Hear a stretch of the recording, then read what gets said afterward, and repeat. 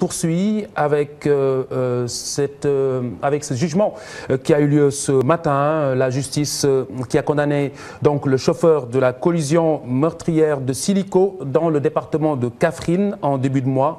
Le camionneur qui a pris 2 ans ferme, le chauffeur du bus 1 an de prison. Leurs permis de conduire leur sont retirés pour une durée de 3 ans. L'accident, je le rappelle, avait fait 23 morts et plusieurs blessés, des peines sévères aux yeux de chauffeurs rencontrés. D'autres espèrent que celle-ci fasse école. Mardieng et Chérif Dia.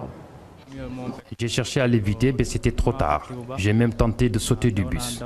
C'est le camionneur qui m'a cherché. C'était la version servie par Cheikh Oumar Wan, le chauffeur du bus à bord duquel se trouvaient les 23 victimes de l'accident.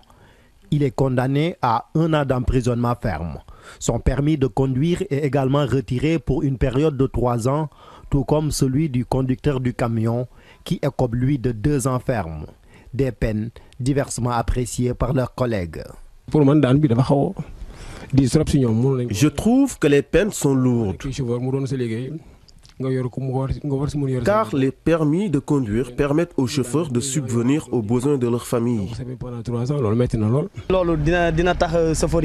Ces sanctions vont servir de leçon aux autres chauffeurs, mais je trouve qu'il faut revoir la manière de délivrer les permis de conduire.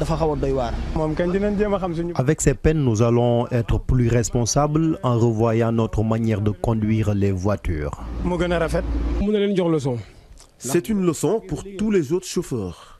En y pensant, ils seront beaucoup plus prudents. S'ils savent que s'ils provoquent des accidents, on les envoie en prison et leur retire leur permis de conduire, ils seront beaucoup plus responsables au volant.